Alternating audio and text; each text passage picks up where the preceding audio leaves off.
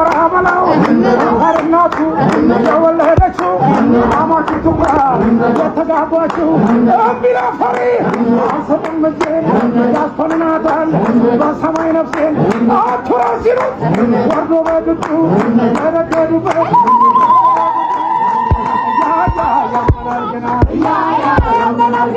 እኔ ነፍቀሽኛል አልናፍቅሽም ሆይ መራራቁ ቀርቶን አልገናኝም ሆይ ፍቅሬዬ ፍቅር አይገብድሽም ሆይ ጊዜ ሲሸኝ ጊዜን ወልዶ በዓል ሲደርስ በግ ተወዱ ይህንን ባሰጋውና መጾም ጀመር እንደገና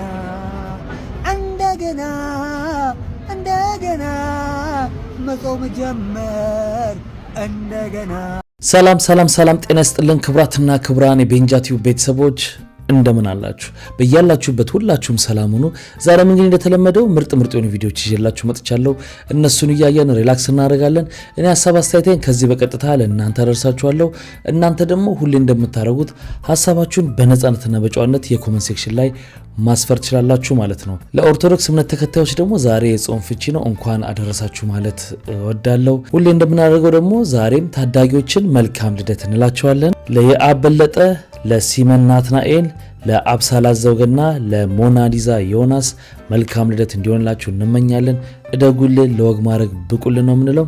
ለዚህ ቻናል አዲስ የሆናችሁ ደግሞ ቻናሉን ሰብስክራይብ በማድረግ ቤተሰባችሁ ሁኑ ከማለት በዘለለላችኋለሁ። አንዳንዴ ጠንከራ አድርጌ ነው የምጠይቃችሁ፣ ሰብስክራይበራችን እንደቆመ ነው። ስለዚህ ያላረጋችሁ አዳዲሶችም ሰብስክራይብ አድርጋችሁ ቤተሰባችሁ ሁኑ። እኔ ርሴቴን አደርጋለሁ። እናንተ ደግሞ ምን እንደምታደርጉ ታውቃላችሁ። አዎ ቪዲዮውን ላይክ አድርጉና እንጀምራለን።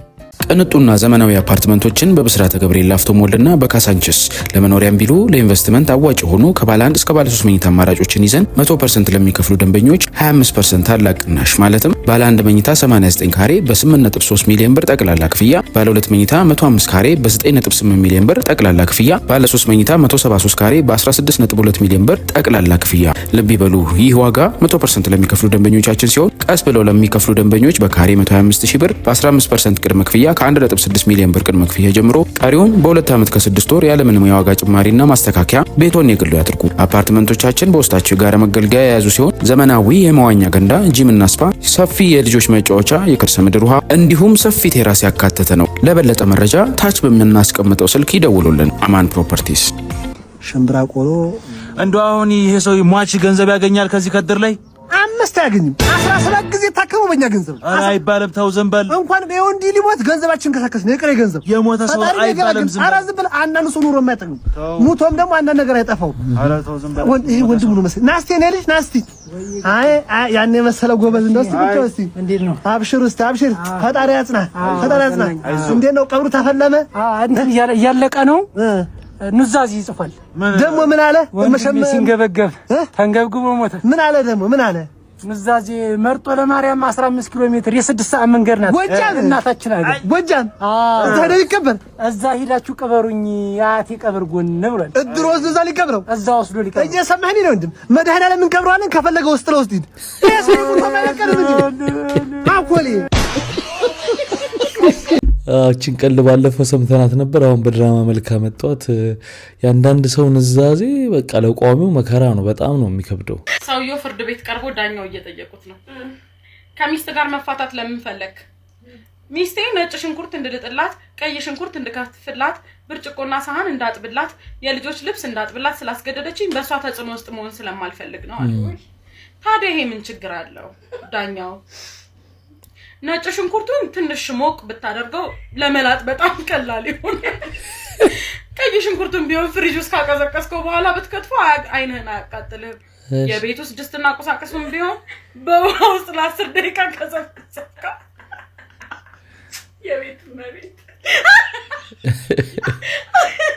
ወይ ማቴ ለ10 ደቂቃ ብትዘፈዝፈው በቀላሉ ማጠብ ትችላለህ። የልጆችንም ልብስ እንዲሁ በዱቄት ሳሙና ለትንሽ ጊዜ ብትዘፈዝፋቸው በቀላሉ ይታጠብልሃል አሉት። ሰውየው በዳኛው ንግግር ደንግጦ እንዲህ አላቸው፣ ገብቶኛል ክቡር ዳኛ፣ ክሴን አንስቻለሁ። ምን ነው የገባው ይሉታል የእሱ ችግር ከኔ እንደሚበልጥ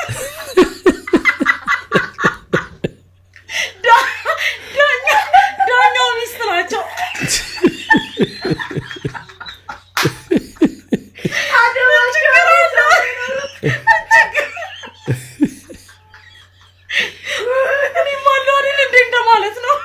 ታዲያ ምን ታካብዳለህ? እሳቸውን ቤታቸው እየዘፈዘፉት ነው። ይኸውልህ ዝናቡ ሲዘንብ ማለት መብራቱ እንዴት አንዴው እልም ይላል። እሺ አይ በቃ አሁን ዝናቡ አባራ ሊመጣ ነው እያልኩ ስጠብቀው አይኔን ሳይው በዛው አልቀረ መሰለህ መብራቱ ነው። እኔስ ምን ሆኖ ይሆን? ምን መንገዱ ጭቃ ሆኖበት ነው የሚሆነው። ምናለው ካሉ የተሳለ ጦር ለጠላቶቹ ጋሻ መከታ ለወዳጆቹ የኔን መቼም ይሄንን ንቅሳት ወይ ራስ በዛብህ ወይ ራስ መኮንን ትለኛለህ እንጂ አጼ ቴዎድሮስ እንደማትለኝ ተስፋ አደርጋለሁ። አንተስ ጊርን አትፈራም እንዴ? አጼ ቴዎድሮስን ነቅሰኝ ብሎ መጥቶ ቦምባር ላይ ድሬዱን አስይዞ ተነቅሷል። የኔን ማንተ እኮ በታሪክ ማጭበርበር ጋማን ተይዘህ ነበር ከርቸሌ መጎርጎር የነበረብህ። በእውነት እኔ ሂስትሪስ ከተማርኩ ድረስ ታሪክ እስከማውቀው ድረስ ከቅርብ ጊዜ አጼ ቴዎድሮስ ንጉስ መሆናቸውን እንጂ አንድም ቀን ሞተረኛ ይሆናሉ ብዬ አስቤ አላውቅም ነበር። በእውነት ለመቼም ይሄንን ጭንቅላት አትለኝም። ሄልሜን ወይ ካክስ ነው ሊሆን የሚችለው። ወይኔ ቴዲዬ የሺ ሰው ግምት ስንቱን ያንበረከከ ጀግና ቸኮልክ አይተህ ነበር መሞት የነበረብህ። በእውነት ስንቱን ያርበደበደ ስንቱን ጠላት ያንበረከከ ጀግና ይኸው ከ10ኛ ክፍል ወድቆ ቴክኒክና ሙያ ገብቶ ምግብ ዝግጅት የተመረቀ ምሩቅ ሼፋስ መሰል አፈራ ባብላ። አንዳንዱ እኮ የሚነቀሰው ንቅሳት በጣም ነው የሚገርመው። ነቃሾቹ ደግሞ ራሱ አሁን እሺ ምን ብዬ ነው እንለያ ፕሪሚየር ሊግ ሊጀምር እንደሆነ ትዝ ሲልህ ይመላት ረግራ ገባኝ እኮ ወገን እኔ ፍቅር ምነው ዝም አልክ? እኔ ማለት እዚህ ጋር እኔና አንቺ ቢበቃንስ? ምን እኔ ፍቅር ምን አጠፋው? ልሽ ምንም አላጠፋሽም፣ ግን ማለት ነው ሳስበው ከነገ ወዲያ ፕሪሚየር ሊግ ጀምሮ ነው። ፕሪሚየር ሊግ ጀመረ ማለት ደግሞ ለአንቺ የምሰጥሽ ጊዜ ከ110% እንኳን አይሞላም። ስለዚህ ለአንቺ የሚያስፈልግሽ ከኔ ተሻለ ጊዜ የሚሰጥሽ የሚንከባከብሽ ሰው ነውና እዚህ ጋር እኔና አንቺ ቢበቃን ደስተኛ ነኝ። ቢበቃን ደስተኛ ነኝ። የኔ ፍቅር እኔን በጎስ ቀየርከኝ። ገና እኮ 2 ወራችን ነው። ይኸውልሽ እኔ ንጹህ 2 ወር ጊዜን ሰጥቼሻለሁ አይደል? አሁን ይኸውልሽ የምትወጂኝ ከሆነ 10 ወር እንለያይና ከ10 ወር በኋላ ንጹህ 2 ወር ደግሞ ድጋሚ ሰጥሻለሁ። ይኸውልሽ የምትወጂኝ ከሆነ እቺ ማድረግ አይከብድሽም። እግር በላ እኔማ ፕሪሚየር ሊግ ጀመረ ዋንጫ ልበላ እኮ ነው። አይ በፊት ነበር እንደዚህ አይነት ነገር እንጂ አሁን ሴቱ ራሱ በአብዛኛው በቃ እንደ ፋሽን ሆኖ ምንም ስለ ኳሱ ወደውት ገብቷቸው ምናምን ነው ብያለሁ። አብዛኞቹ አሉ የሚገባቸው የሚከታተሉ ምናምን፣ ግን እንደ ፋሽን ስለሆነ አሁን ትንሽ ለወንዶቹ የተመቻቸ ምህዳር ተፈጥሯል። መቼ ነው ግን የምንጋባው? እኔ ትዳር የሚባል ነገር አልፈልግም። የኔ እናት ስም የምን ደጋፊ ነሽ ግን? ፕሪሚየር ሊግ እንዴ አርሰናል ነው። ኧረ እባክሽ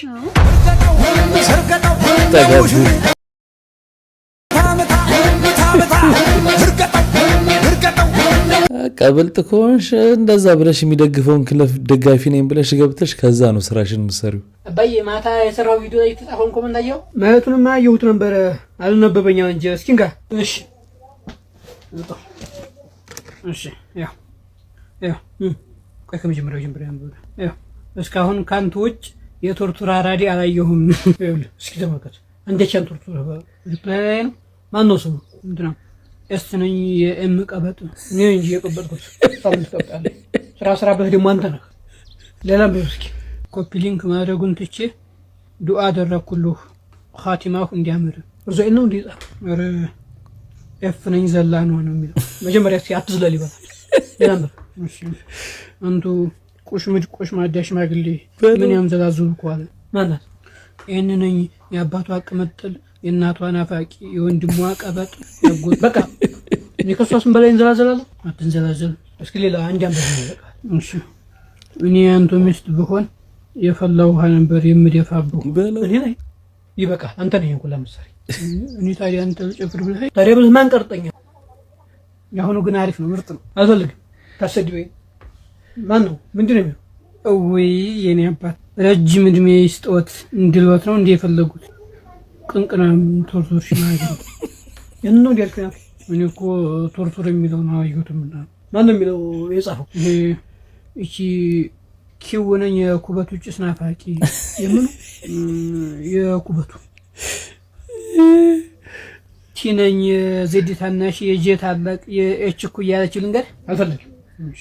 ምን አለ ይሄ በጣም አፍልተዋል እንግዲህ ሁዬ ነው አያንተም እንደምን እኔም ልንገር የኮመንቱን ጽሁፍ ተውትና በጣም የሚገርሙኝ ስሞች እንትና ነኝ እንትና ቀበጥ እንትና ነኝ እንትና ናፋቂ ወንድሟ ናፋቂ ምናምን ምን ማለት ነው? ለምንድን ነው እንደዛ የሚጻፈው? ሆነ ያሳቀኝን ቀልድ ልንገራችሁ። ሁለት ፍቅረኛሞች ነበሩና የፍቅረኛሞች ፖድካስት ላይ ቀርበው ያሳለፉትን የፍቅር ታሪክ ነው የሚያወሩና ወንድየው ወደሷ ጠጋ ብሎ አቅፏት አይኗን እያየ የኔ ፍቅር እኔ አንቺን ከማግኘቴ በፊት ያሳለፍኩት ህይወቴ በዚህ በሱዳን ተሰድጄ መቃብር ቆፋሪ ሆኜ ያልፍልኛል ብዬ በሊቢያ ተሰድጄ ተዘርፌ ተደብድቤ እንደገና ወደ ሀገር መጥቼ ጎዳና ወጥቼ ምበላው አጥቼ የሚላስ የሚቀመስ አጥቼ ሲላት ስቅስቅ ብላ ታለቅሳለች። በክረምት ማታ ዝናብ እየዘነበብኝ ትቦ ውስጥ እየተኛው ጎርፉ በላይ ላይ እየሄደ ሲላት አሁንም ስቅስቅ ብላ ታለቅሳለች። ከዛ ጠጋለ የኔ ፍቅር ያሳለፍኩት ህይወት ያሳዝናል አይደል ሲላት አይ አፍ ይሸታል አላለችው። ለመጥፎ ያፍጠረ ለፍሎራይድ ለተጠቃ ለተቦረቦረ ለወለቀ ለማንኛውም የጥርስ ህክምና ከሳል የጥርስ ክሊኒክ መጥተው ይታከሙ። አቤት ምን ልታዘዝ? የግዜሯ የቧንቧ አራታችሁ ለአራታችንም። እሺ የኔን ይኸውልህ በንጹህ ብርጭቆ አድርገው። በንጹህ ብርጭቆ አንተ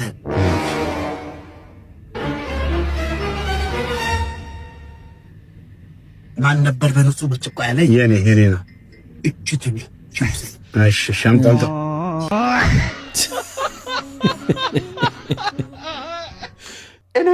እኔም ላይ ከዚህ በኋላ ሲሚሽን ጎራሽ ብየዋለሁ። ባስማ አንቺ ክፍለ ከተማ አይደል እንዴ? ምንድን ነው ተሰብስበው የሚያዩት? እንደሚገርም ማስፋፋ ፕሮጀክት ነው።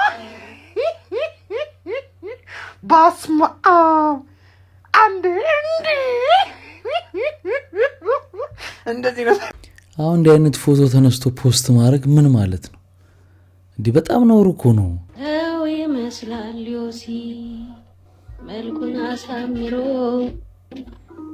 ሰው ይመስላል ዮሲ መልኩን አሳምሮ ጠጋ ብለው ሲያዩት ይመስላል ከርከሮ ረወደዛ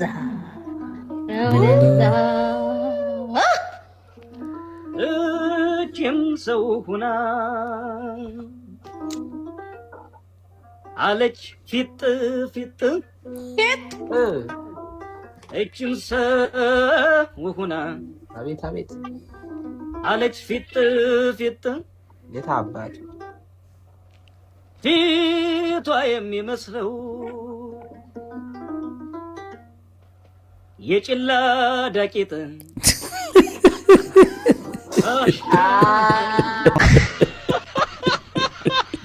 አልተረፈችም። ወላጆች ወለዱ ሜሪን አይነት ልጅ ወላጆች ወለዱ ሜሪን አይነት ልጅ ፊቷ የሚመስለው ይሄንን ሞጂ አንድ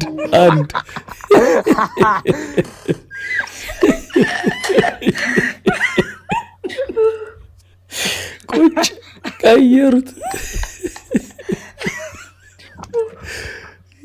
መታቅ አልፈልግም ነበር ግን ምን ላድርግ? ኧረ ተጨራሽ ሰፋ ጭራሽ አላስተረፋትም። ደግሞ ኢሞጂውና መልኳ ቁጭ እንካ ቀለበትና ስፖርት ምን ያገናኘዋል? ስፖርት እየሄድኩ ስለሆነ እኮ ነው ያላደረኩት። ኳስ ልጫወት ነው እና ምን ያገናኘዋል ከስፖርት ነው? በቆንጨራ ምን ያገናኘዋል? እና ለምንድን ነው በቢላ ይዘሽ መጣሽ? ቀጣዩን ቢላውን ብቻውን ይዤ ልክ መመጣው። ሁለተኛ ቀለበቱ እንዳታወልቅ አድርግ።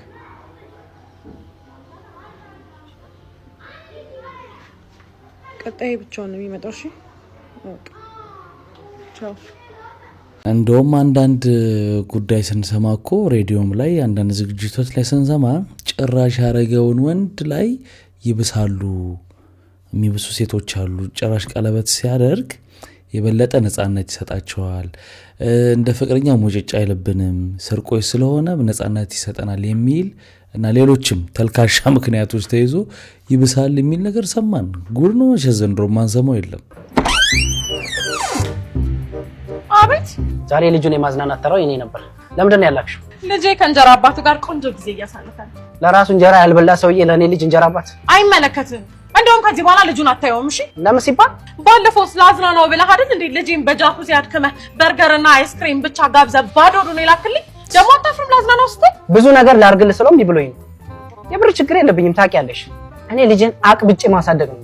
ሆነም ቀረም ልጁን አታየው። ለምን ሲባል ሰው ወልዶ በሚከዳበት ሰዓት እኔ ልጄ ማለት ነው ጥፋቴ? እኔ ልጄ አባ እንዲህ ላይ ነው ፍላጎቴ። አባ አሳድገኝ ባሪያ አንተ እና ካንቺ ጋር እዚህ በራብ ልሙት ጭራሽ ባሏ እንጀራ አባት የተባለው አባ ብሎ ቁጭ። ምቾት ማን ይጠላል? አልኩን ምን ዋጋ ለማስወደድ ነው እናንተ እንትን የምትሉ ሸኮሎች ናቸው የተበላሹት እና ስለዚህ እነዚህ የተበላሹትን ለመፍታት 10 ዋይ ታመጣልኛለህ። 10 ዋይ አምጣልኝና እቺን ፈታታለሁ። ስለዚህ ይሄን ይመስላል የተበላሸው። ይሄ ነው እንትን ነው። ይሄ እኮ ምን ቀላል አይደል እንዴ? እኮ ምን ባለንኪ ያርገ እኮ ስትራቸው ነው። ስትራቸው ብታረግበት እኮ ስትራቸው እኮ መጥረጊያ ነው እንጂ ሌላ ነገር አይደለም። ምን አቃለው እያልክ ነው ያላቅም። እኔ ምን ጠፍቶኝ ነው ስትራቸው?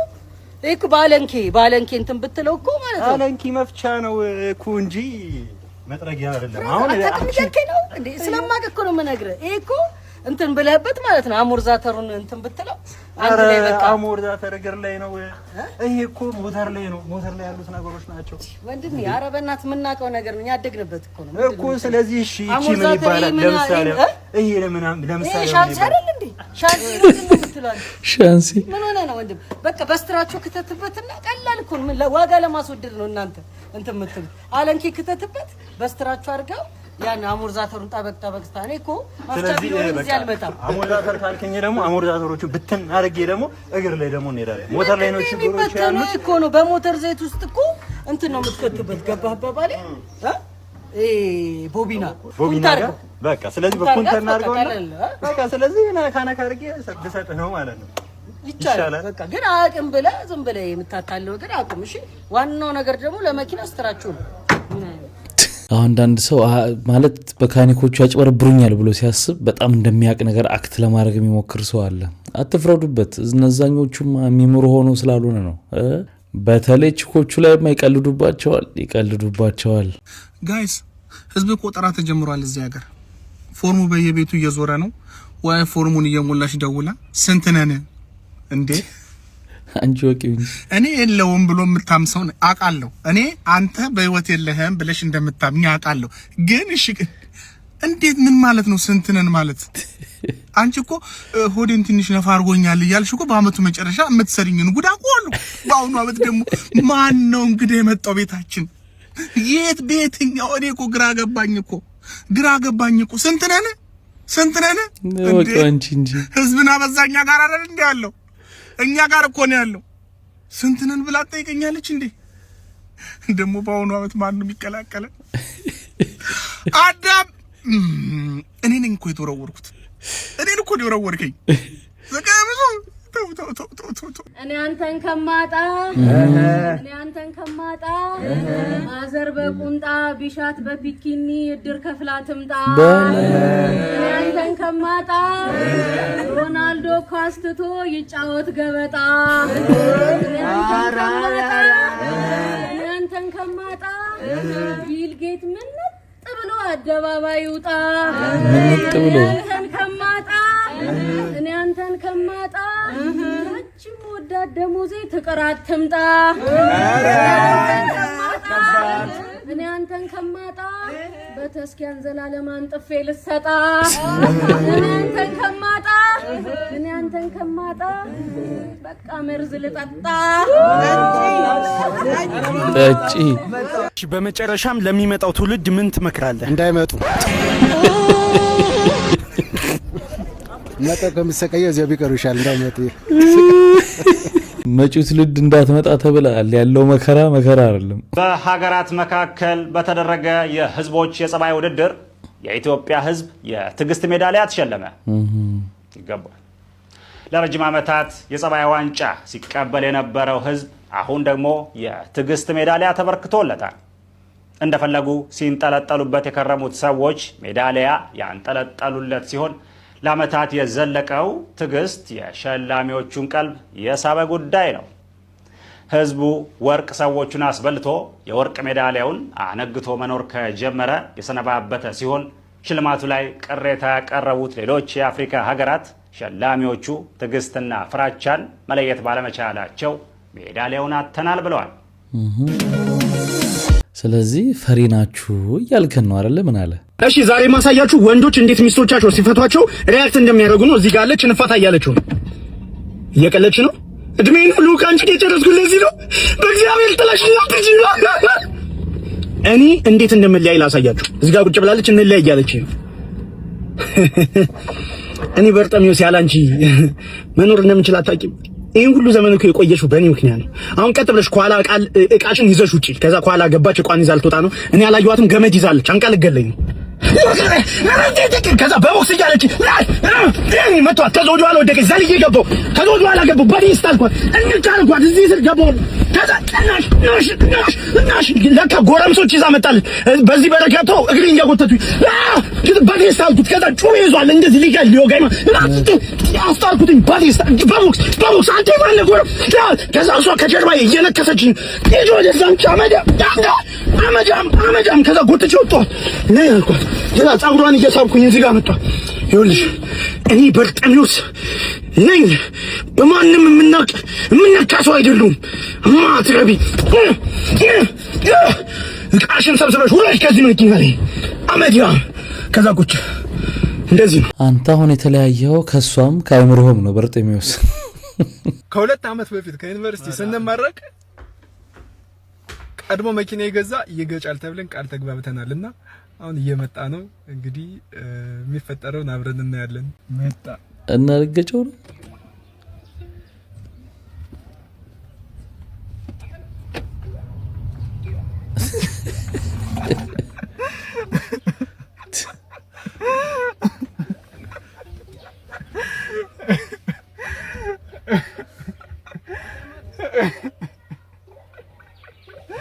ትዝ አለ የሁለት ዓመቱ ከ2 ዓመት በፊት የተባባል የፈረምኩ ፊርማ አልደረቀም። ትዝ አለ አይደረቃል። ምን አገባኝ ታዲያ? በቃ ፈርማል። ትገጫለህ። አላቋረጥ ጀምር አንተ ተምር ሰው ቢያወራ ወሽድ ሰጥቶኝ እኔ ሰይፉ ፋንታሁን በቴዲዮ ተፈርሾ የሚባለው ቁርጥ ነው። የኔ ወንድም ከግብርና ነው እንደ ቀጥታ ጸጉር ቆራጭ ነው። ምን አይነት ቁርጥ ነው ልጆቹ የሚቆርጣቸው? እነሱ ራሱ እንደው እዚህ ግባ የማይባል ቁርጥ እሺ ብለው የሚቆረጡልህ ምን ብታስነካቸው ነው? ወይስ የራቁት ቪዲዮ ይዘህባቸው ነው? ያልገባኝ ነገር ሙሴ ራሱ እኮ ቀይ ባህርን ሲከፍል እንደዚህ አላራራቅም። እኔ ግን ካንተ ባላቅም አንድ የረሳው ነገር ያለ ይመስለኛል። እንደው እንደ መሻገሪያ ድልድይ ነገር ከላይ እንደምንም ብለህ ብሰራላቸው። ይሄ ነገር እኮ ከጸጉር ቁርጥ ይልቅ እንደው ለመስኖ እርከን ምናምን እኮ ነው የሚቀር። አረዲያ ወገን እንደ ሐሳብ አንዳንድ አማርኛ ቃላቶቻችን ግን መቀየር ያለባቸው ይመስለኛል። ለምን? እኔ አሁን ተቸግሮ ከምር እኔ እንደምታዩኝ ምጥን ያልኩኝ ሀበሻ ነኝ። ባለቤቴ ሀበሻ አይደለች። አንዳንድ እኔ በአማርኛ ማቃቸውን ነገር በእንግሊዝኛ ቀይሬ ለመናገር ለሷ ለነግራት እጥራለሁ፣ ሞክራለሁ። ብዙም አይሆንልኝም፣ ግን ነው ተሻሽለናል እስካሁን ድረስ። አሁን በቅርቡ ሽሮ ሰራው ለሚስቴ ለልጄ። ሽሮአችንን በደንብ አድርገን በላን። ከዛም መጨረሻ ላይ ድስቱን ከማጠቢያ በፊት ድስቱ ላይ የቀረውን ነገር በእንጀራ አድርጌ ስበላ ባለቤት አየችኝና ወሬዩ ደወኝ ብላ ጠየቀችኝ። ጥርግራጊ። ከዛ እኔ ይሄን ነገር ለማስረዳት በአማርኛው ነው የመጣልኝ። በአማርኛ ምን አልኳት? አይ ቲንክ ቂጡ ስር ያለው ነው የሚጣፍጠው አልኳት። አሁን ይሄንን እስቲ እንዲው በፈጠራቸው አምላክ ይሄን አማርኛ በእንግሊዘኛ ምን ብዬ ነው ቀየረው? the pan ምን አስ ነው ምለው ባት ነው ምለው ምን ብዬ ነው ማስረዳው? ይሄን ነገር ከምር ጥርግራጊ ይባላል በላት። ምንም ማስረዳት አይጠበቅብህ፣ ማቅመስ ብቻ ነው በቃ። ከዛ እሷ ስም ትስጠው ወይኑ ደግሞ በአማርኛ ጥርግራጊ በላት። መሀል ላይ ያለው ሰይፉ ፋንታውን ነው። እዩት። እሺ ቁጭ በል። ሊና እባላለሁ። እሺ ቀኝ እባላለሁ። ያው ምንም ማያውቅ የለም ልጅ። የት አለች ሰራተኛዋ?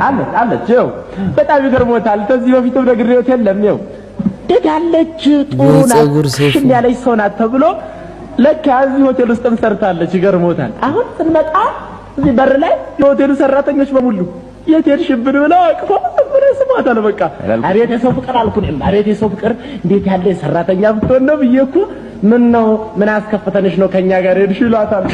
ከዚህ እንማር እስቲ። ጋምቤላኛ የሚባል ቋንቋ የለም። በጋምቤላ ውስጥ 5 ብሔረሰቦች አሉ። እነዚህ ብሔረሰቦች የራሳቸው ቋንቋ፣ የራሳቸው ኑሮ፣ የራሳቸው ባህል አላቸው። ልክ እንደ እያንዳንዱ ኢትዮጵያውያን ማለት ነው። እነዚህ ብሔረሰቦች ኑዌር፣ አኝዋክ፣ መዠንገር፣ ኮሞና ኦፖ ናቸው። በእያንዳንዱ ስማቸው ስር ደግሞ የራሳቸው ቋንቋ ያወራሉ። ኑዌር ኑርኛ ያወራል፣ አኝዋክ አኝዋክኛ ያወራል፣ ኦፖ ኦፖኛ፣ መዠንገርኛ፣ ኮሞ ኮሞኛ ያወራሉ። ከዚህም ባለፈ በጋምቤላ ክልል ውስጥ የተለያዩ ብሔረሰቦች አሉ። ከሌላኛው የኢትዮጵያ ክፍሎች የመጡ ማለት ነው። አማርኛ በስፋት ይወራል። እንደምናውቀው የሥራ ቋንቋ ነው። ኦሮምኛ አለ፣ ትግረኛ ይወራል፣ ጉራግኛም ይወራል፣ ከምባተኛም አለ ይወራል። እያንዳንዱ ቋንቋዎች አሉ ይወራሉ።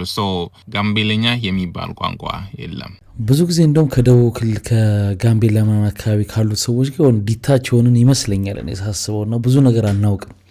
የኢትዮጵያውያን ናቸው የኛ ናቸው። ግን ይሄን አሁን ኢቭን እኔ አሁን ዛሬ ነው ያወቅኩት እንጂ የተለያዩ እንዳሉ አውቃለሁ። ግን ቋንቋቸው መለያየቱ ምናምን አላውቅም። የጉራ ቀኑ ሊጸና ነው ስል አዲስ ቀን አላገኘውም። ለኛ ላበሾችም ይሁን የምቀኝነት ቀን። አዎ በቃ ከዚህ በኋላ አመት ሙሉ መመቀኛኘት የለም። አንድ ቀን ይሰጣል። ምቀኝነትን ይዘህ ትመጣለህ፣ ትቀመጣለህ፣ ትነግረኛለህ። አይለፍልህ፣ አይሳካልህ፣ ሚስጥታ ስራጣ ምናምን ብለህ አንድ ጊዜ ምቅኝት ትልና ትጨርሳለህ። ከዛ ሄዳለሁ አመቱን ሙሉ በቻልኩት ተፍ ብዬ ሰርቼ ምናምን እመለሳለሁ። በአመቱ አንተ ደግሞ ምን ታደርጋለህ? አዲስ ምቀኝነትን ይዘህ ትመጣለህ። እንዳትደግም እኔ እዛው አልቀርም አገባሽ ሀል ብዬ ስለምመጣብህ አዲስ ምቀኝነት ይዘህ ትመጣለህ። ድጋሚ ታገኘኛለህ። አሁን ደግሞ የሌለኝን ታይና እንዲሁ ብለህ አንዴ ትጨርሳለህ። ከዛ በኋላ ድጋሚ ላጥላለሁ። ከዛስ አመቱን ሙሉ ግን አትስብኝ። አመቱ ሙሉ እንዳትከታተል የዞርክ መመቀኘት የለም። ይሄ ቆንጆ ቀን ነው። በቃ እንደምንመቀኛኝ ተማምነን ጨርሰን በቃ ቀን ሁሉ መረጣ ገባን አይደል? ወይኔ ጊዜ ሲሸኝ ጊዜን ወልዶ በዓል ሲደርስ በግ ተወዱ ይህንን ታሰጋውና መጾም ጀመር እንደገና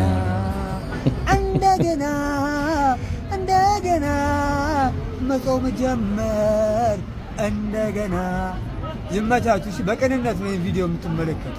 የውድነቱ ነገርንማ ምኑም አይነሳም። ትላንትና አንድ ቪዲዮ እያየው ነበር። ማለት ሞላ ያለ ፍየል ከ100,000 ብር በታች የለም። 90,000 ብር አይተናል። ከዛ ውጪ 110,000 ምናምን ነው ፍየል። ይሄን ክረም ጥዬ ልጅ ወልጄበት ያቺ ካይደለ እንዴ ያ ምድር ፋንጉሏን በመኪና እየሄደ እኔን የመሰልኩኝ ቺክ ምናምን ያለችው ነች። ቺኮቹን የሰደበችው ቺክ ነች። እቺ ቺክ ይሄን ክረም ጥዬ ልጅ ወልጄበት ለጥ ብዬ መታረስ የመኪናው ሲባነን ደግሞ አሁን በቻይልድ ሰፖርት መጣሽ። አንቺ ጥዬ ነው ልጅ ሳይሆን መጣችሁ ነጣም ልጅ ነው መኝታ ቤቴ ኮዚ ነው ብላው የምታለብሷቸው የለም። ይሄ ሙሉ በሙሉ የሚለብሱት እሱን አልብሻቸው። ኦ ማይ ጋድ ነፍሴ እንዲሳካ እኮ ከ9 ወር በፊት መለጥለጥ ነበረብሽ። ምን አይነት አወላለድ ነው መውለድ የፈለግሽ? እንዴ እስካሁን ስንት እንቁላል እንደቀረ ራሱ አላውቅም። አጭሩ በመኪና የሚያስኬድ እንቁላል የለሽም። ዘንድሮም በእግርሽ ነሽ። ጨርሻቸዋለሁ። ሆነ እድሜ በኋላ ሴት ልጅ እንትን ትላለች፣ እንቁላሎቿን ታጣለች። በነጋታው አንድ ቀን ቀስቶል የሆነ ሳይዋት እንትን ነው የምትመስለው። የአስቴክ ጦረኛ ታውቃላችሁ? ላስፉሻችሁ። እዚህ የድሮ ካርቱን ፊልም ላይ ሮድ ቱ ኤልዶራዶ እንትን ነበር። ፖካንታስ ነው ሮድ የሆነ ብቻ አለ። እነሱ ነው የምትመሳሰለኝ። እኔ ታስቀኛለች። እንቁላሎቿ ይሞቱባታል። አሁን ስንት እንቁላል እንደቀረኝ አላውቅም። ማን ቺኮቹን ተናገር ያለሽ ይበልሽና ትከተከቻለሽ እየጨለልሽ አንቺ የሚያዋጣሽ አሁን ምን እንደሆነ ታውቂያለሽ ማራቶን የግራ አላል የግር እንደዚህ ያሉ የሚሮጡት ግር መሮጥ አይቻልም በእርምጃ በፍጥነት እርምጃ ማራቶን አለ እግዚአብሔር ታሸንፊያለሽ በቂ ትሬኒንግ አድርገሻል ቀልዱ እንዳለ ሆኖ እሷ ግን ምን አይነት ቪዲዮ ነው እየሰራች ያለችው ማለት እንቁላል ምናምን ጤንጥዬ ልጅ ወልጄ ምናምን ምን የሚባል ተረት አለ ምንድነው ያደቆነ ሰይጣን ሳያቀስ አይለቅም ነው ምናምን የሚባል ተረት አለ እና እየደረሰብሽ ነው እሱ ይመስለኛል ተረጋጊ እንዴ ነገር ቅርስ ነው እንዴ ከውፍ የማይወጣው አሁንማ እኮ እንግዳ ሲመጣም መውጣት አቁሟል ብርጭቆ ከተያየን ቆየን እኮ ጌታዬ ሆይ አይሽ ነው በለኝ ይሄ ቅድማያቴ ከበፌ እንዳይወጣ ብለው የሰጡኝ ሳህኔ አይደለም እንዴ እፎይ በህልሜ ነው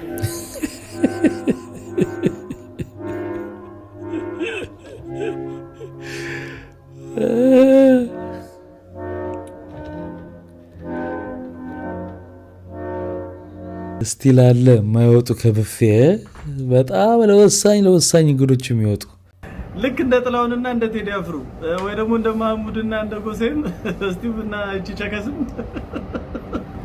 እንተካካለን እያሉ ነው ቪዲዮን እንደውና እስቲ ኮሜንት አገራ ላለው ደግሜ ለጥበብ ቆየውስሜ አትዘና ሰባይባ ያፈራ ዛሬ ማባ እኮ ዘንድሮ ወንዱ ቢምቢና ሴቷ ቢምቢ ኧረ አይባልም ማርያም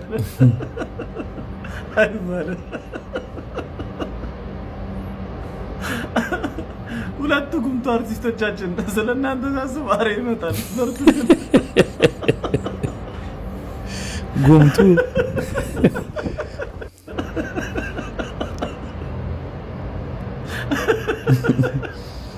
ዘፈን እርግማን ዘመኗን ተቀበለች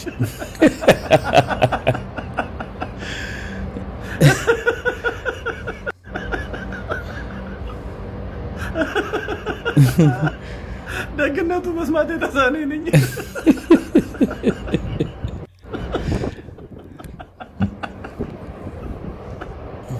ወይን አላለም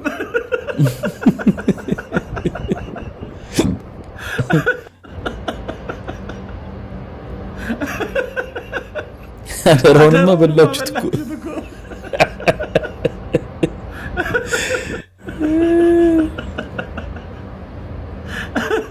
ሁሌ ኢትዮጵያ ስትዘክራችሁ ትኖራለች ዘፈን ካቆማችሁ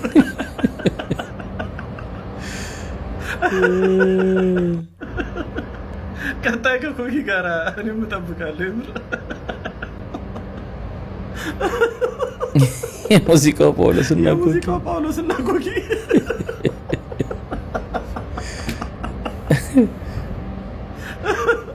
እኔ ግን እስቲ ትመችኛለሽ ማርያምን ታጣው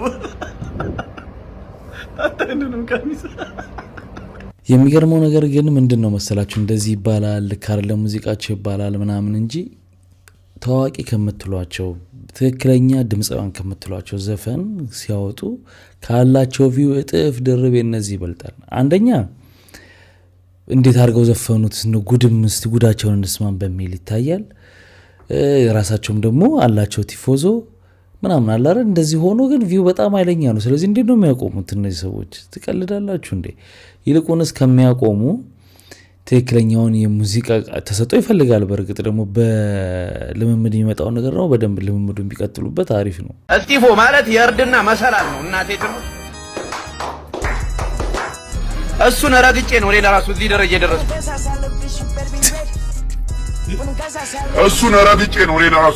የደረስኩት ከዚህ ህዝብ መወለዴ አዝናለሁ ውሃውኝ በቀረው በእናቴ ማህፀን በእውነት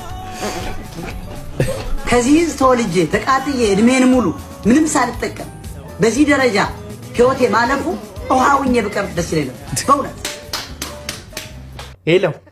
ሄሎ የት ነህ አንተ ቤት ነኝ ምን ነው በቃ እንዳትወጣ ከቤት ሰሞኑን ነው ቤት ሁን ቲቪም እንዳትከፍቱ ቤት ውስጥ ስልክም እንዳትጠቀም ነገር ያለው ሰሞኑን እሺ ምንድን ነው ምን አፈሳ ነው ወንድም ያፈሳ በስንት ጣሙ ምን አለበት ባፈሱን እና ምንድን ነው ምን ሆነ ነው ጆን ዳንኤል ዘፈን ሊለቅ ነው እውነት የመንግስት ያለ አንተ አፈራርቀው ደበደቡን እኮ አልነቆሩን እኮ ምንድነው አይ በቃ ሰልፍ እንውጣ ገባኝ ሰልፍ እንውጣ እኔ ገባኝ አሁን ምንድነው አላማቸው ገባ ይው የኢትዮጵያ ህዝብ ሙሉ 2019 ምን እንዲሆን ዱዳ እንዲሆን ብሎ ነው የተነሱት ገባ እና በዚህ አይነት እኮ ነው ተሳካላችሁ አይሳካላቸውም ግን አይ ጆን ዳንኤል በፈጠረ ለምን በቃ እኔ ለማጸነ እውነት አንተ ለኛ ምትራራ ኢትዮጵያ ህዝብ የሚያሳዝን ከሆነ ይሄን ዘፈን የሆነ ወንዝ ፈልገህ እዛ ላይ ልቀቀው በቃ ምንድነው ይሄ ሁሉ ነገር ፕሮሞሽን ነው ለነሱ ዘፈን ሊያወጡ ነው እንደዚህ ነው ምናምን እንደነው ቆራም ተብሎ የሚሰሩት ቪዲዮዎች ለነሱ ባንድም በሌላ መንገድ ፕሮሞሽን ነው በገዛጂ አቆራዋት በገዛጂ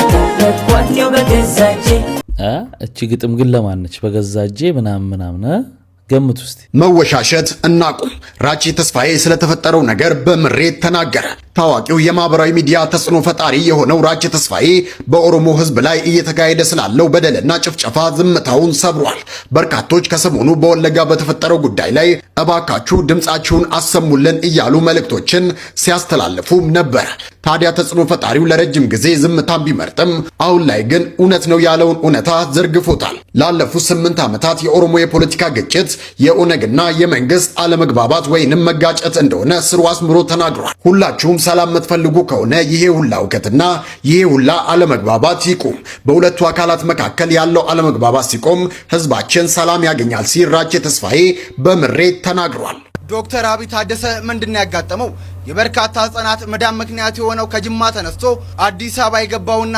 ባለው መልካም ስብዕና ምክንያት በርካታ ኢትዮጵያውያን ዘንድ ተወዳጅነትን ያተረፈው የጅማው ዶክተር አብይ ታደሰም ከባድ የሚባል የመኪና አደጋ እንዳጋጠመው አስታውቋል ነገር ግን ከዚህ ከባድ አደጋ ፈጣሪ እንደጠበቀውና ደና መሆኑንም ጨምሮ አስታውቋል ታዲያ ከዚህ ምስር ጋር እንግዲህ ባጋራው መልእክት ሰዎች ሊጎድክ ይፈልጋሉ በተለይ ደግሞ አንተ ያገዝካቸው ሰዎች ሞትህን ይመኛሉ አንዳንድ ሰዎች በእውነት ክፉ ናቸው ነገር ግን እግዚአብሔር ሁሉ ጊዜም ከክፉ ሐሳባቸው ይሸፈነናል ቅድስት ድንግል ማርያም ሁላችንንም ጠብቀን በማለት መልእክቱን አስተላልፏል እኛም ውድ ወንድማችን እንኳን ፈጣሪ ያተረፈክ ለማለት እንወዳለን ፈጣሪ እንግዲህ በእድሜና በጤና ጠብቆ ለበርካቶች የምትተርፍ ያድርግክ እንኳን አተረፈ ነው የሚባለው ምክንያቱም እንደምታውቁት እንግዲህ ዶክተር አብይ በጣም ታታሪ ዶክተር ነው የብዙ ህጻናትን በቃ ትሪት ያረጋግ እንዴት እንደሚያክማቸው ምናቀው ነው እኔ አሁን የገረመኝ ካደጋው በኋላ የጻፈው ጽሁፍ ግራ ጋብቶኛልና ሰዎች ሊጎዱ ይፈልጋሉ ምናምን የሚለው ነገር ካደጋ ጋር የተያያዘ ነገር ስላለው ይመስለኛል እና ምን እንደሆነ ኖርማል አደጋ ከሆነ አደጋ ነው ማንንም የሚያጋጥመው ነገር ነው ግን ሆን ተብሎ የተደረገ ነገር እንዳለ ይመስላል ጽሁፉ እንግዲህ እንዴት ተረዳችሁት እናንተ ማብለው ሰየማ ሉሲ አንድ ላይ ሲገናኝ ሉሲ አፈር ሉሲ አፈር በቀኝ ግዛት መግዛት ያቀታቸው ሔዋንን እንድንከዳ ሉሲ መቼቱን ላብራራል መች ኃይለ ሥላሴ ወረደለት የት አፋር ማብለው ሰየማ ሉሲ አንድ ላይ ሲገናኝ ሉሲ አፈር ሉሲ አፈር ኦ ማይ ጋድ የሰው ልጅ መገኛ እናታችን እያልን እያጨበጨብን ያለ ነው እናታችን በሔዋን መቼት እኮ ያስከዱን በዛ ሉሲ ሚልን ፊልም ሰርተውባታል ሄዳ መጨረሻ ላይ የምትነካው መንኪዋን ኢንተለጀንስ ወሬቨር ድራግ አካሉ ያላት መጣው ተዋህዶን እንደማይነቃነቅ ሲያቁ ከላይ ምን ያልኔ ቄሳችን ሳቅ ከፕሬዚዳንቱ ጋር ከሉሲ ጎን ሄዱ ይቆማል ምን እንደሆነች ማያቅ በኤጁኬሽንም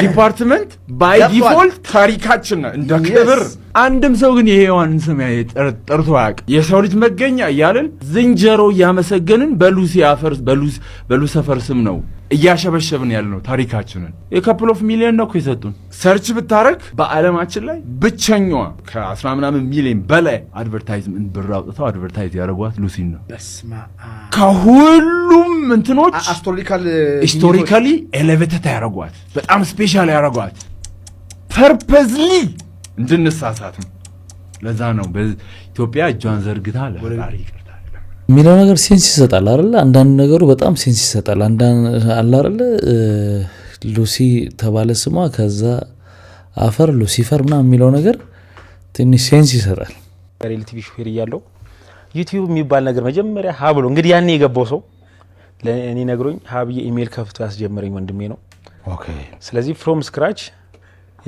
ፌመስ ሆኜ ደግሞ ያየኝ ሰው ነኝ አሁን ደግሞ ይሄ ሁሉ በተፈጠረው ብጅታ ደግሞ ከዚህ በኋላ የሚያስቀውን ተወዳጁ ማይኮ ሪብራንድ አድርገው ሊመልሰኝ ተቋምም ይዞ የመጣው ወንድሜ ነው አማነን አመስግኑልኝ ስለዚህ ዝና ምንጭ አማን ነው በደንብ እኛ ያን ሹፌር እያለን እሱ ማለት የሚዲያው ዋና ነበር። ቲቪ ኮንተንት ጻፍኩኝና አንተ ሹፌር ፕሮዲዩሰር አይመጠንም ስባል ተዋትና ደራት ተበሳጁ ዩቲዩብ የሚባል ነገር አለ ቆይ እነግርሃለሁ አለኝ። እሺ ኢሜል ከፍቼ ከዛው ላይ ሞኔታይዝ አደረኩ። የሀብት ምንጭ ላይ መጀመሪያ ፌምህ ላይ ኖረ መሀል የነበርክ ፕሮብለም ላይ ለምን አማን አላማከርከው? ችግር ውስጥ ገብተህ የት ጠፋ አማን? አሁን ተመለሰ ደግሞ ጥሩ ፕሮጀክት ልሰራ ስትል አመጣው አማን ነው። ችግር ውስጥ የት ነበር? ቻፓው ሲመጣ የት ነበር? አላገኘሁትም። ሶሪ ይቅርታ ጠይቃ።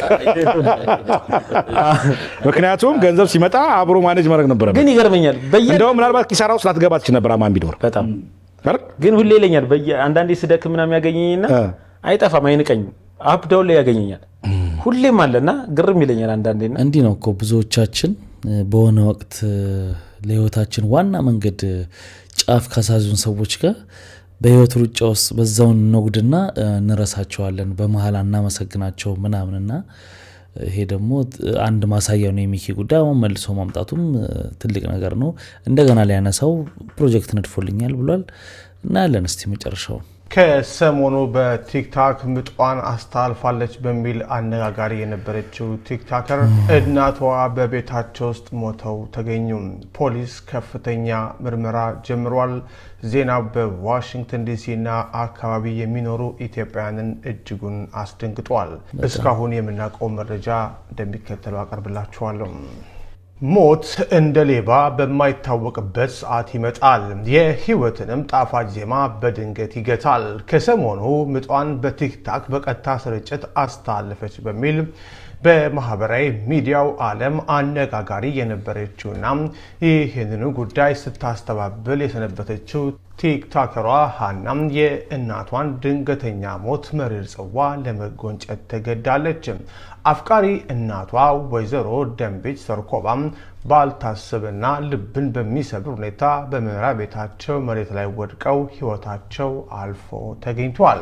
በዋሽንግተን ዲሲ ኤሪያ በሜሪላንድ ነዋሪ የነበሩት ወይዘሮ ደንቤች የትላንትናዋን ሌሊት ያሳለፉት በእናትነት ጥበብና በባህል አክብሮት ነበረ።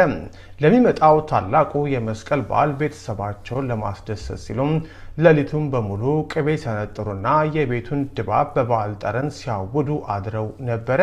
ሆኖም ያዘጋጁትን የበዓል ቅቤ ሳይቀምሱት የነገዋን ፀሐይ ሳይሞቋት ያቺ ሌሊት ለሳቸው የማትነጋ የመጨረሻዋ ሌሊት ሆና አለፈች። ንጋት ላይ የዕለት ተዕለት ተግባራቸውን ሊከውኑ በፍቅር የሚያሳድጓቸውና የሚንከባከቧቸውን ህፃናት በሞግዚትነት ሊቀበሉ አልቻሉም። የህፃናቱ ወላጆች ስልክ ሲደውሉ በወይዘሮ ደንብች ቤት በኩል ያለው ዝምታ አስፈሪ ነበረ። ስልካቸው ይጠራል፣ ግን የሚያነሳው አልነበረም። ግራ የተጋቡት ወላጆች ለልጃቸው ቲክታከር ሃና ደውለው እናትሽ ስልክ አያነሱም የሚል የጭንቀት መልእክት አስተላለፉ። ሃናም ከትልቋ ልጇ ጋር በመሆን በከፍተኛ ድንጋጤና የልብ ትርታ ወደ እናቷ ቤት ስታመራ የገጠማት እይታ የህይወቷን ትልቁን ጠባሳ ጥሎ የሚያልፍ ነበረ። ያቺ ጠንካራ እናት፣ ያቺ የቤተሰብ ምሰሶ ወደ ቤቱ መግቢያ በር አቅራቢያ መሬት ላይ ወድቀው ነፍሳቸው ከስጋቸው ተለይታ አገኘቻቸው። ያቺ ቅጽበት ለሃናም ሆነ ለቤተሰቡ ዓለም የጨለመችበት መሪር ሐዘን መርዶ የተሰማበት ቅጽበት ነበረች። በአሁኑ ሰዓት አካባቢው በከፍተኛ ድንጋጤና ሐዘን ተውጧል። የፖሊስ አባላትም ይህንን አሳዛኝ ድንገተኛ ሞት መንስኤ ለማጣራት ምርመራ ጀምረዋል። ከፕሮፔን ጋዝ እስከ ሌሎችም ለሞታቸው ጥርጣሬ የተባለ ሁሉም እየተመረመረ ነው። ለዛሀበሻ የደረሰው የቤተሰብ መረጃ እንደሚያመለክተው ወዳጅ ዘመድ ሐዘኑን ለመካፈል ከነገ አርብ ከቀኑ 2 ሰዓት ጀምሮ እስከ እሁድ ኦገስት 23 ድረስ በዋሽንግተን ዲሲ የሐዘን ድንኳን ተተክሎ ለቅሶ ይቀመጣል። እኚህን የዋህ እናት በክብር ለመሸኘትም ማክሰኞ ኦገስት 25 በዲሲ ቅዱስ ሚካኤል ካቴድራል የጸሎት የፍትሃትና የሽኝት ስነ ስርዓት ይፈጸማል። የፈጣሪ ቃል ለተሰበረው የቤተሰባቸው ልብ መጽናናትን ይስጥ፣ ነፍሳቸውንም በሰላም ያሳርፍ። በጣም ያሳዝናል። እንግዲህ ሞት ቀጠሮ የለውም፣ ድንገት ነው የሚመጣው። እንግዲህ ሰሞኑን መነጋገሪያ ነበረች። ከዛ በኋላ ይሄ በዛ ላይ አራስ ነች የሀዘን ተጨመረ ትንሽ ከባድ ጊዜ ነው የሚሆነው ለሷ ከነዚህ ሁሉ ደግሞ የበለጠ የሚያከብደው ነገር አንዳንድ ሰዎች የሚናገሩት የሚሰሩት ቪዲዮዎች ምናምን ትንሽ ጊዜውን የጠበቀ ነው ብዬ አላምንም እናቷን ትበድላለች ታሰራለች እንዲህ ታረጋለች ምናምን እየተባለ የሞቱት በዚህ ምክንያት ነው በዛ ምክንያት ነው ምናምን ይባላልና ትንሽ ሀዘናቸውን እንኳን እንዲያዝኑ እድል አንፈጥርም በጣም የሚሰሩት ቪዲዮዎች ያሳዛኝ ናቸው በጣም ለህት ልምከረሽ እናትሽን ከኩሽና አውጫቸው እናትሽን ኩሽና አታስከትፊያቸው ኬተሪንግ አታሰሪያቸው አሳርፊያቸው ወርቃቸውን ድርድር ቀሚሳቸውን ዝንጥ አድርገሽ ማሳጅ እያስደረግሽ እናቃለን ብዙዎቹ አሜሪካ ሀገር ያሉ እናቶች ራሳችን አንፈልግም አንቀመጥም ብለው ዴክ ልጅ እንደሚጠብቁ እናቃለን ፈልገው ነው አንቺ ግን አደባባይ ላይ አምጥተሽ የእናት ክብር ስለ እናት ምናምን እንዳታወሪ እያሳየሽ ማለት ነው እንደዚህ እያሳየሽ እናቴን አከብራለሁ እናቴን ይጠሩ ያ አሜሪካ ሀገር ውስጥ ክትፎ በቆጮና ክትፎ ተሰራችዋለሽ ከዛ በኋላ ዩ ሶ ኪዩት ማሚ ትክ ይመጣው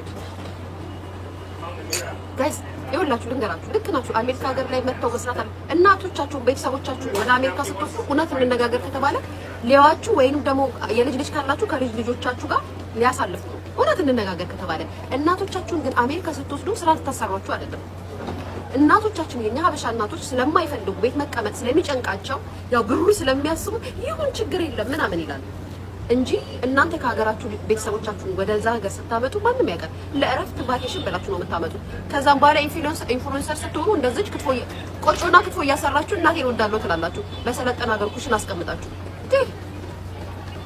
እናት ስትንቀባረር እንጂ ስትከትፍ ማየት ያሳዝናል በሰለጠነ ሀገር ባህላችንን እያስተዋወቅን ነው በክትፎ ነው ባልሽን የምታስተዋውቂው ማለት ብራችንን እያሯሯጥን ነው ብትይቀናል ጋይስ ባይሆን ወይ ደግሞ እንደ ማን ነው ስሟ እንደ ስሟን ጥሪልኝ ጋይስ እንደዛች አሜሪካ እንዳለችው እንደ ሀገሬ ልጅ እንደራይ ቡና እያፈሉ እንዲሸጡ አድርጉ ክትፎ ከምታስከትካቸው ቡና ይሻላል ቢያንስ ያ እናቶች ናቸው ደስ ይላቸዋል ቡናቸውን እየጠጡ ምናምን ደስ ይላቸዋል ያ ደስ ይላቸዋል እንጂ ኩሽና አስገብተሽ ቆጮ ክትፎ የጉራጌ ክትፎ የእንትን ክትፎ ምናምን እያልሽ ታጥብያለሽ ከዛም በኋላ ደግሞ ልጅሽን አሜሪካ ሀገር ላይ ሰለጠና ሀገር ላይ ተቀምጠሽ አሁን የልጄን እኔ እናትነቴን ለማስተማሪያ ነው ቴንክ ዩ ሶ ማች እናትነቴን በጣም አምወድ ነኝ እናትነቴን የማከብር ነኝ ለልጅሽን መብት እየተጋፋሽ ከዛም በኋላ ምን ሆነሽ ነው ትባያለሽ የምታወሪው ወሬ ሌላ የተጠየቅሽው ሌላ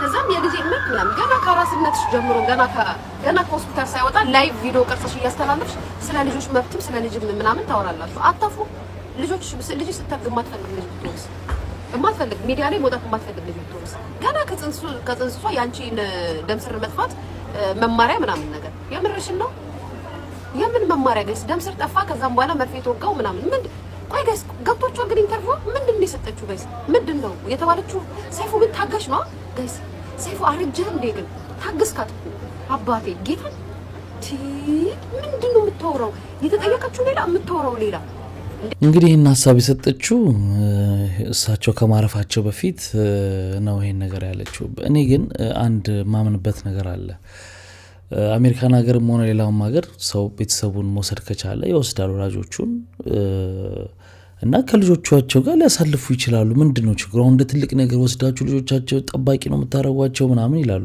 ኢትዮጵያ ውስጥም ብንኖር ስራ ቢኖርና እናቶች ቤት ውስጥ ካሉ ልጆች ካሉንና ልጆች እናታችን ጋር ተተን ይላለን አይደል እንዴ ምንድነው ይሄ ልክ አሜሪካን ሀገር ሲሆን የተለየ ነገር እንደሆነ ተደርጎ ለምን ይቆጠራል አያቶች ናቸው ከልጆቻቸው ጋር ሊያሳልፉ ይችላሉ ይሄ ምንም ትልቅ ነገር ነው ብዬ አላስብም ማለት በዚህ ልክ ልጆች ለማስጠበቅ ነው እንዲ ለማድረግ ነው ምናምን ቢሆንስ ከቤተሰብ በላይ ማን ያግዘዋል ያን ጠርተው ቤተሰቦቻቸው ልጆቻችንን ያዙልን ቢሉ እኔ እንደ ክፋት አላየውም ግን ምንድነው ችግሩ የኛ እናቶች ኢትዮጵያውያን እናቶች የለመዱት ማህበራዊ ህይወት አለ አገራቸው ላይ በጣም በሰፊው ከሰው ጋር ይገናኛሉ ይወጣሉ ቤተክርስቲያን ይላሉ ይሄዳሉ ምናምን ያ ማህበራዊ ህይወት እዚህ ሲመጡ አይኖርም ምክንያቱም ቤት ውስጥ ነው የሚሆኑት በቃ ሲስተሙ ነው ያገሩ ሲስተሙ ነው እሱ አይስማማቸውም አይስማማቸውም ለነሱ አይሆንም ያስጨንቃቸዋል ድብርት ሊያመጣባቸው ይችላል ምናምን እንደዚህ አይነት ነገር ስለዚህ ያገሩ ሲስተም ነው እንጂ ያን ነገር የሚፈጥረው ከቤተሰቦቻቸው ጋር መሆን በጣም ደስ የሚላቸው ነው ለነሱ ለምንድነው እኛ የሌሎችን ሰዎች እንዲያረጋችሁ ልጆች ያስጠበቃችሁ እንዲያረጋችሁ ማለት እኔ ተገቢ ነው ብዬ አላስብም ስራንም በተመለከተ እንደውም ቢሰሩ ይሻላቸዋል። ቤት ውስጥ ደግሞ እንደዛም ከሚዘጉ የሆነ ነገር ቢሰሩ ገንዘብ ሜክ ቢያደርጉ ምናምን የማይጎዳቸውም ነገር ከሆነ ምንም ችግር አለው ብዬ አላስብም። እኔ በጣም የዚህን አክል ተካብዶ ሲነገር ይገርመኛል። እኔ በጣም ሊያ 100% ልክ ናት። ማዘርዬ የሞቱበትን ነገር እኔ ተነግሮኛል። በደንብ ልንገራችሁ። እሷም ወጥታ ልትናገር ትችላለች። ማዘርየው ሌላ ቦታ ነው የሚኖሩት። የሆነ ኮምፓውንድ አለ፣ እዛ ውስጥ ነው የሚኖሩት። አፓርትመንት አለ፣ እዛ ነው ማዘርየው የሚኖሩት። እሷ ለብቻዋ ነው ከባለቤቷ ጋር ከልጆቿ ጋር ነው የምትኖረው። ማዘሯ ጋር ትመጣለች ማታ ከመሸ 10 o'clock። 10 o'clock ማለት በኢትዮጵያ ከምሽቱ 4 ሰዓት ነው የሚባለው። ከምሽቱ 4 ሰዓት ላይ ምግብ ይዛላት ምናምን ይመጡና ማዘር ለእሷ ሰጥተው ይሄዳሉ ወደ ቤታቸው። ወደ ቤታቸው ይሄዳሉ። ከዛ በኋላ ደግሞ ለጠዋት የሆነ ስራ ነበረባቸው ጠዋት ላይ። ከዛ ቅቤ ለማንጠር ስራቸውን ለመስራት አድርገው እየሰሩ መሽቷል። እናት ናቸው አያት ናቸው። ይመሽቷል። ቅቤ ለማንጠር ሲያደርጉ ደክሟቸው ኦል ደ ዌይ ሲሊንደሩን የዘጉ መስሏቸው ለካ አልተዘጋም፣ ሙሉ ለሙሉ አልተዘጋም። ሲደክሙ ሲለፉ ላባቸውን ጠፍ አድርገው የሚኖሩ እናት ናቸው። ያላረፉ እናት ናቸው። ያላረፉ አሜሪካ አምጥታችሁ እናቶቻችሁን ልጅ ጠባቂ የምታረጉ አሜሪካ አምጥታችሁ ደማቸውን የምትጠጡ ብዙ ሰዎች አላችሁ። አላረፉም። እናት አላረፉ። ምንድነው የምታወሩት? እኚህ መስኪን እናት አላረፉም። እሷን አብልተው እሷ ጋር ምሽተው ከዛ በኋላ መጥተው እንደገና ወደ ስራ ነው ሄዱት። ወደ ስራ ከዛ ቅቤ ለማንጠራ ሙሉ ለሙሉ እዚህ ሀገር ሲሊንደር የጋዝ ሲሊንደር አለ፣ ኤሌክትሪክ አለ።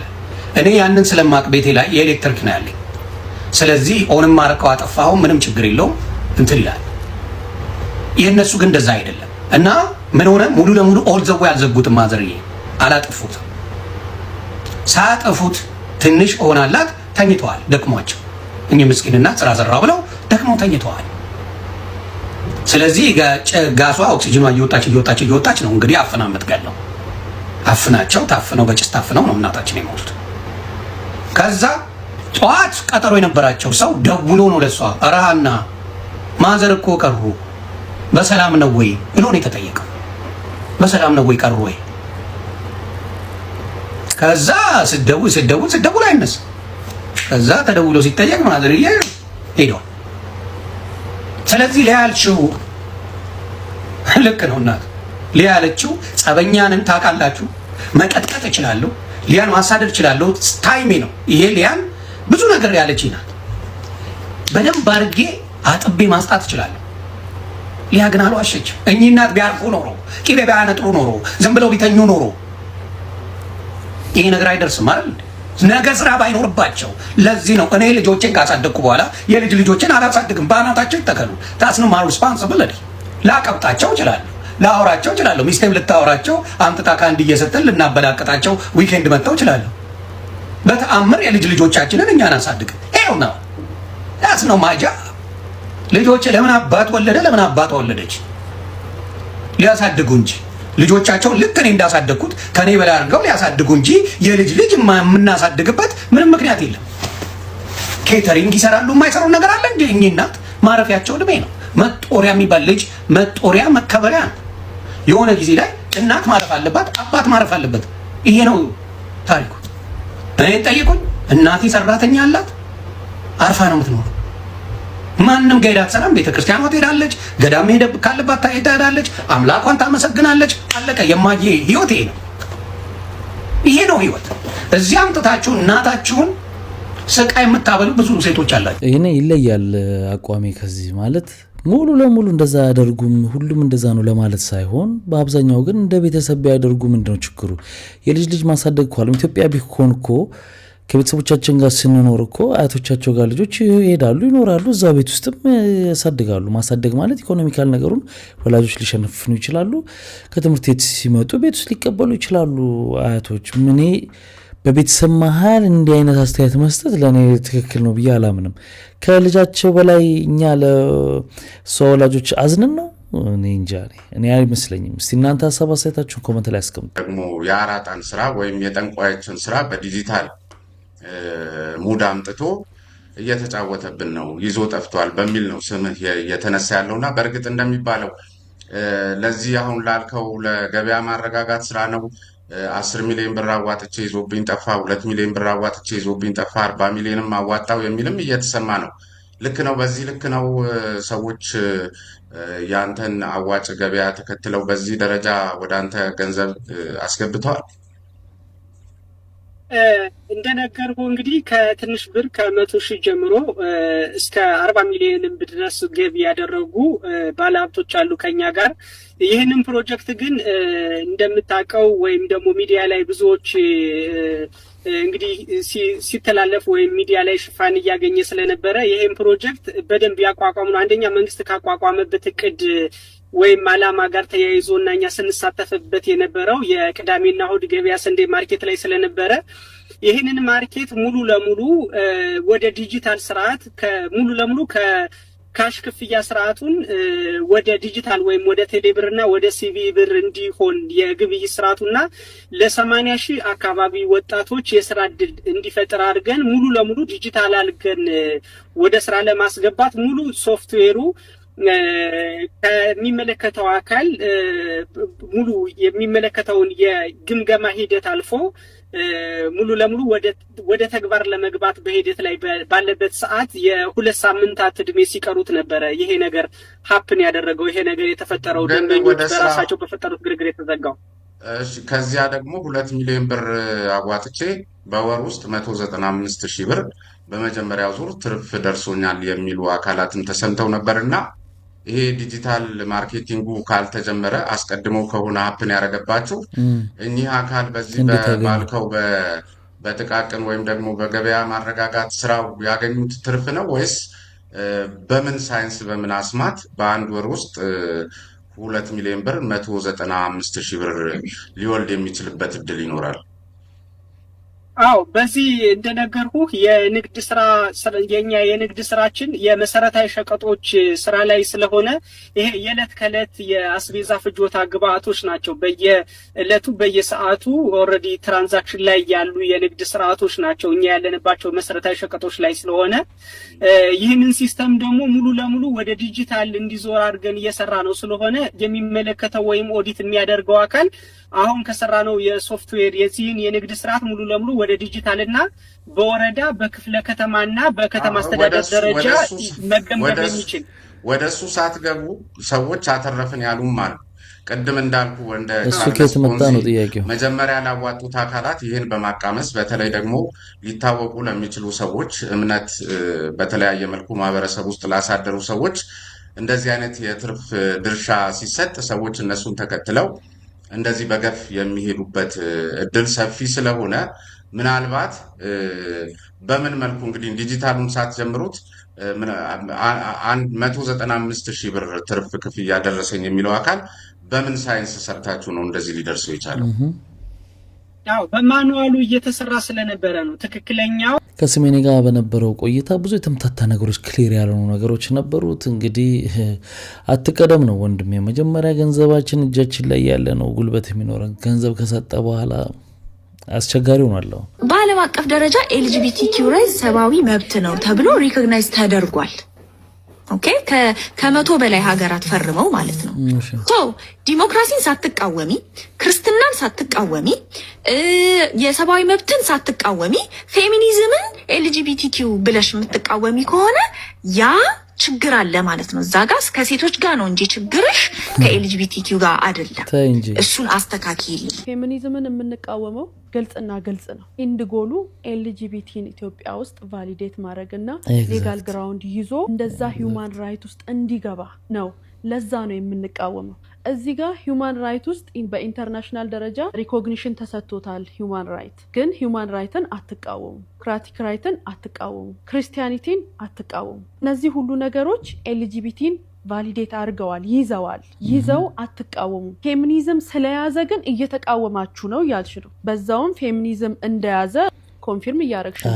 ለዛ ነው የምንቃወመው። በመጀመሪያ ደረጃ ሂውማን ራይት ነው ብላ ክሌም ያደረገች ሀገር ወይም ደግሞ የፈቀደች ሀገር አያገባንም። ምናወራው ስለ ኢትዮጵያ ነው። ኢትዮጵያ ሂውማን ራይት ነው ብላ ሪኮግናይዝ አላደረገችም። በሂውማን ራይትም ይሁን በዲሞክራቲክ ራይትም ይሁን በሞራል ራይትም ይሁን በናቹራል ራይትም ይሁን የተወገዘ ነው። ጌ ነኝ ወይም ሌዝቢያን ነኝ ብሎ አንድ ሰው ቢወጣ ኮሚኒቲው ወጥቶ ቀጥቀጥ ነው የሚያደርገው። እዛን ጊዜ አይ ሂዩማን ራይቱን ጣሳችሁ ብሎ የሚመጣ ህግ የለም። ምክንያቱም በሂዩማን ራይት ደረጃ ኢትዮጵያ ውስጥ የተፈቀደ ነገር አይደለም። የምናወራው ስለ ኢትዮጵያ ነው። ሁሉንም ከኢትዮጵያ ኮንቴክስት አንፃር ነው አይደለ እያወራሽ ያለሽው። ኢትዮጵያ ውስጥ የኢትዮጵያ ሂዩማን ራይት ኤልጂቢቲን አላቀፈም። ለዛ እንቃወመው።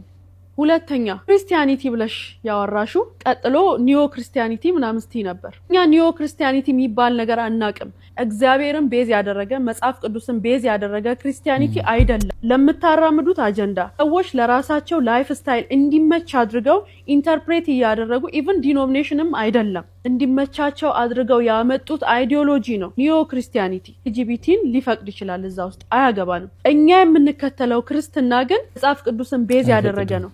እዛ መጽሐፍ ቅዱስ ላይ ምን ይላል መሰለሽ? ስለዚህ እግዚአብሔር ለሚያስነውር ምኞት አሳልፎ ሰጣቸው፣ ሴቶቻቸውም ለባህሪያቸው የሚገባውን ስራ ለባህሪያቸው በማይገባው ለወጡ። አስምሩበት። ቁጥር 27 እንዲሁም ወንዶች ደግሞ ለባህሪያቸው የሚገባውን ሴቶችን መገናኘት ትተው እርስ በርሳቸው በፍትወታቸው ተቃጠሉ። ወንዶችም በወንዶች ነውር አድርገው በስተታቸው የሚገባውን ብድራት በራሳቸው ተቀበሉ። ዋናው ነጥብ ቁጥር 28 ላይ ይላል እግዚአብሔርን ለማወቅ ባልወደዱት መጠን እግዚአብሔር የማይገባውን ያደርጉ ዘንድ ለማይረባ አእምሮ አሳልፎ ሰጣቸው ይላል። እኛ የምንከተለው ክርስቲያኒቲ እናንተ የፈጠራችሁት ኒዮ ክርስቲያኒቲ የምትሉት ይህንን ነገር አይቀበለውም። እኛ የምንከተለው ክርስቲያኒቲ መጽሐፍ ቅዱስን ቤዝ ያደረገ ነው ብያለሁ። እዛ መጽሐፍ ቅዱስ ላይ ከሴት ጋር የምትተኛውን ወንድ ሆነ ከሴት ጋር ታደርግ የተገባውን ከወንድ ጋር አታድርግ ፈጽሞ ጸያፍ ነው። ሴት ከወንድ ጋር ነው የሚጋባው፣ ወንድ ከሴት ጋር ነው የሚጋባው። ከዚህ ውጪ ያለ የትኛውም አይነት እንቅስቃሴ በእግዚአብሔር ፊት እርኩሰት ነው ይላል እኛ የምንከተለው ክርስትና። እዚህ ጋር ያወራሹ ክርስትና እኛ የምንከተለው ክርስትና አይደለም። ኢትዮጵያ የምትከተለው ክርስትና አይደለም። ኢትዮጵያ የምትከተለው ክርስትና አይደለም። ስለዚህ የትኛውንም ሂዩማን ራይት ኤልጂቢቲን ከፈቀደ ሂዩማን ራይቱን ራሱን እንቃወማለን። የትኛውንም ዲሞክራቲክ ራይት እንቃወማለን። የትኛውንም አሁን ኒዮ ምንትስ ቅብርጥስ እየተባለ የሚመጣ የትኛውም አይነት ክርስቲያኒቲም ይሁን ተቋምም ይሁን አይዲዮሎጂም ይሁን ኤልጂቢቲኪው ተመሳሳይ ጾታን፣ ልምምድን፣ እርኩሰትን የወደቀ የተጣለ ቆሻሻ ነገርን ይዞ ከመጣ እንቃወማለን። ለዛ ነው ፌሚኒዝምን የምንቃወመው። ምር ላይ እነዚህ ሁሉ ነገሮች ኤልጂቢቲኪውን ይዘው መተው ሳትቃወሙ ፌሚኒዝም ስለያዘ ፌሚኒዝምን ተቃውማቸዋል ብለሽ ፌሚኒዝም ኤልጂቢቲኪውን እንደማይቃወም ኮንፊርም አድርገሻል። ስለዚህ ፌሚኒዝምን እንቃወማለን። ከዚህ በላይ ምን መልሳለ? በቂ በቃ። እና እሷ በቃ ምን አለች እኮ ጆርዲ፣ ምን ማመን ብቻ አይደለም ማስረጃ እኮ የተረጋገጠባት ነገር እኮ ነው። ምንም እኮ ጥያቄ የለውም። እንደውም በቀደም እያለች ነበረ። አሁን ሌላ ሞመንት ላይ የተንተራሱ ከጀርባ እየመጡ የሚያረጉት ነገር ነው በጣም ያናድደውና ያን ደግሞ የሚከተሉ ሰዎች በቀላል ቁጥር አለ በሺዎች ስታዩ በጣም ነው የሚገርማችሁና የሚያረጉት ነገር ጠቅላላ በጣም በጣም አደገኛ ነገር ነው። ጆርዲ እንደ ጆርዲ በሰውነቷ ብቻ እሷን አይደለም እኮ የምታራምደው ሀሳብ በጣም አደገኛ ነው። ስለሆነች ምን ታውቁታላችሁ ምን እንደሆነች በማስረጃ የተረጋገጠ ጆርዲዬ እህቴ እንደው በእግዚአብሔር በእናታችሁ ለሷ አድርሱልኝ። ይሄን እህቴ ይወልሽ አንቺ ትሰማ የሚለውን ቻሌንጅ ስትጀምሪ በሴቶች ላይ የሚደርሰውን ጥቃት ተቃውመን እኛ ከጎንሽ አብረን ቆመን ሴት ልጅ ትሰማ ስንል ነበር አይደለ? ሀሳቡ ልክ እንደሆነ አውቀን ማለት ነው።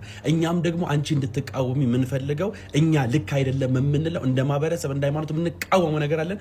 እሱም አንቺ ከኛ ጎን ሆነሽ እንድትቃወሚ የምንፈልገው ነገር አለ። እርሱም ገብረ ሰዶም የሴትና የሴት መጋባትን የወንድና የወንድ መጋባትን ትክክል አይደለም ይሄ ለትውልድ ጠንቅ ነው ብለሽ በእንግሊዘኛ ስሪልን ቻሌንጅ ስሪልን። ይህንንም ወጥተሽ በአማርኛም ደግሞ የዚህ ኢትዮጵያ ውስጥ ያሉትን ተቃውሚልን እባክሽን። እንደው ስንወድሽ እህቴ እኛ አንቺን ተባብረን የለ አንቺም ይህን አድርጊ። ኮፒ ሊንክ ሪፖስት እያደረጋችሁ ላይክ እያደረጋችሁ ይህን አድርሱ። ኮሜንት ላይ ደግሞ ጆርዲ በዛብህ እያላችሁ አካውንቷን ሜንሽን እያደረጋችሁ ይሄ ቪዲዮ እሷ ጋር እንደርስ አድርጉልኝ እባካችሁን። ጥሩ ሀሳብ ነው ያነሳው። እስቲ ትበል ግን ደግሞ ብትልም ለማስመሰል ብትልም እኔ አላምናትም፣ በፍጹም አላምናትም። ምክንያቱም በማስረጃ የተረጋገጠ ነገር ስላለ በቃ ሲደስ ይበላቸው እኔ እንትንን እቃወማለሁ ምናምን አልፈልግ ምናምን ብትል ልናምናት ነው? በፍጹም።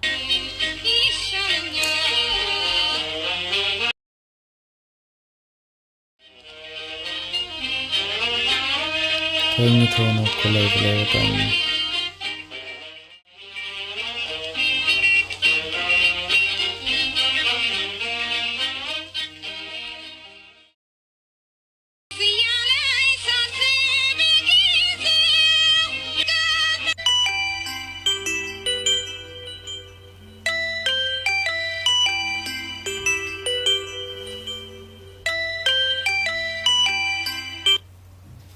አቤት ሄሎ አቤት አይ እንዳሻብ አቤት አይ ላይቭ ላይ ያየው ምን ሆንክ ብዬ ነው ላይቭ ላይ ያየው ምን ሆነህ ነው ብዬ ነው። ደህና ነኝ እግዚአብሔር ይመስገን። አይ በቃ ሰላም ነኝ ፊደል ነኝ። ኦ ፊደል እንዴት ነሽ? ደህና ነሽ? ደህና ነው ብዬ እኮ ነው ላይቭ ላይ ያየው። ከዛ አይ እየጻፉ ከታች ተኝተው ነው ወይ ምናምን ይላልና ምን ሆነህ ነው ብዬ ነው እንግዲህ አሁን እንግዲህ እድሜም አለ ምናምን ላይቭ ላይ ነበሩ። በቀደም አንዳንድ ነገሮች እያነሱ ያወሩ ነበር። በመሀል እንግዲህ እንቅልፍ ሸለብ አድርጓቸው ነው የሚታየው። ያው እየተዘዋወረ ነው የቪዲዮ ቲክቶክ ላይ መምጣታቸው ምናምን ክፋት የለውም። የሚይዘውት የሚመጡት ነገር ነው የሚወስነው፣ የሚመጡበት ነገር ነው የሚወስነው። ከዛ ደግሞ እንዴት ነው አላል አቅማቸው በፈቀደ መጠን ብቻ ቢደረግ ጥሩ ነው፣ እንደዚህ እንዳይፈጠር ማለት ነው። እንግዲህ ክብራትና ክብራ ለዛሬ ይዤላችሁ የመጣሁት ቪዲዮዎች እነዚህን ይመስሉ ነበር። በአንዳንዶቹ ተዝናንተናል፣ በአንዳንዶቹ ደግሞ ቁም ነገር ወስደናል። ስትገቡ ላይክ ካላደረጋችሁ አሁን ላይክ አድርጋችሁ ውጡ። በሚቀጥለውም በአሪፍ ቪዲዮዎች እንገናኛለን። መልካም ጊዜ። ባይ ባይ።